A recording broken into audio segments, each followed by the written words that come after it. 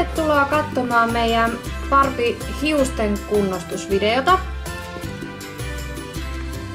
Tällä on tää on vanha Barbie ja tähän on nyt laitettu uusi vartalo tälle. Ja hiukset kaipaisi, nämä on vähän tämmöiset karkeet, niin nämä kaipaisi semmoista kunnostusta. Ja kannattaa aloittaa ekana ihan pesulla, että jos tässä on joku tehasrasva vielä päällä tai joku, niin saadaan siihen immeytymään sitten tuo huuhteluaine. Mutta aloitetaan eka sillä pesulla, eli ihan fairilla tai astianpesuaineella pystyy pesemään.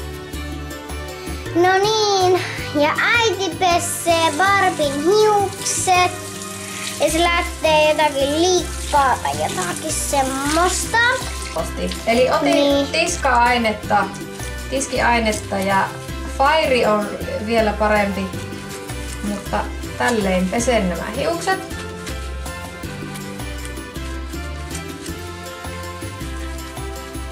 Näin. Ja sitten huuhellaan.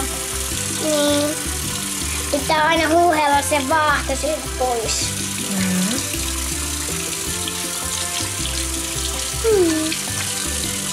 Katoppa, että kumpaa tähän. Kuvaa. Noin, mutta tässä on vettä ja puolikorkillista huuhteluainetta. En tiedä miten toimii etikalle, jos ei halua huuhteluainetta käyttää, mutta voi sitten varmaan kokeilla, että etikka kumminkin etikkaa jotkut käyttöön huuhteluaineena myös, jos ei ole taloudellisesta. No niin, ja nyt äiti silittää oikealla silitysraudalla. Eli tässä on nyt tärkeää, että tämä silitysrauta on ykkösellä ja että siellä on höyryä, eli vettä sisällä. Niin. Ja Barbie-hiukset ovat märät, koska muuten ne kärtsähtää ne hiukset. Se märkyys auttaa siinä vielä, että ne ei sula tuohon silitysraudan pohjaan. Toimiva on myös tuo suoristusrauta, jos on semmonen, se on noin 140 astetta. Se lämpötila, jos on sääjettävä se suoristusrauta, mutta myös minusta itse olen testannut kumppaakin, niin tuo silitysrauta on parempi, kun siinä on se höyry vielä lisäksi, niin se jotenkin vielä silleen kivasti sen suoristaa sen loppupätkän sieltä latvasta. Mutta käypä hakemassa vielä pikkusen Barbie-harjan. No niin on. Eli tämmöset vanhan ajan Barbie-harjat. Nämä on hyviä. Eli kannattaa eka vielä selvittää tätä tukkaa. Vähän tätä tukkaa. Tätä samaa ideaa voi sitten myös muihin tekokuituhiuksiin käyttää. Me voitais niin, se kannattaa olla melko varovainen.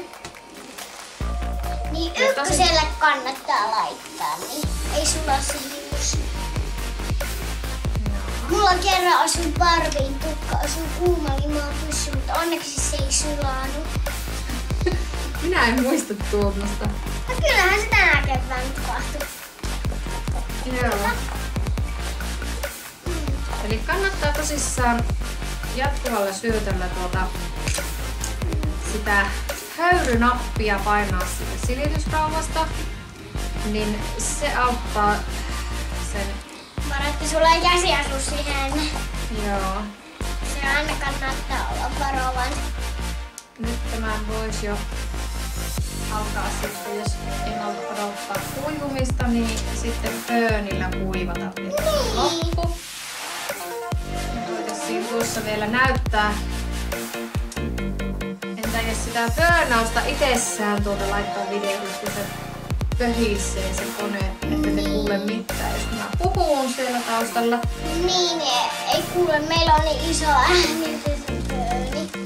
Niin.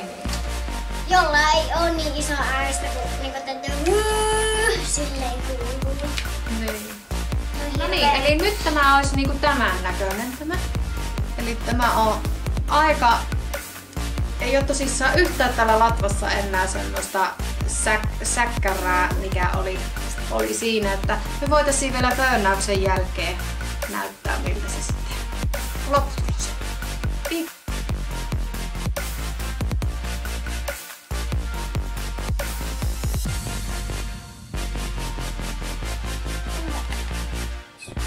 No niin, toivottavasti tämä video antaa jotakin vinkkejä, miten voit pitää omista parpeista huolta.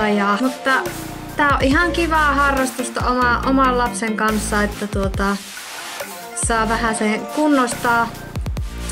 Varsinkin nuo hiukset itselle oli pienenä semmonen, että mä tykkäsin niitä laitella ja muuta, että ne olisi kiva sitten, että ne pysyy hyvänä. Ja varsinkin sitten kun niitä vesileikkejä harrastetaan noiden barbien kanssa, niin ne menee ne hiukset tosi nopeasti huonoon kuntoon. Tässä on yksi vinkki, mitä niille voisi tehdä ennen kuin niistä ihan menettää toivonsa sitten, että ne on jo niin ruman näköisiä, niin joutaa menemään. Mutta tässä on tämmönen hyvä kotivinkki, mitä voit tehdä sitten. Tänne! Et saa sitä! Barbille.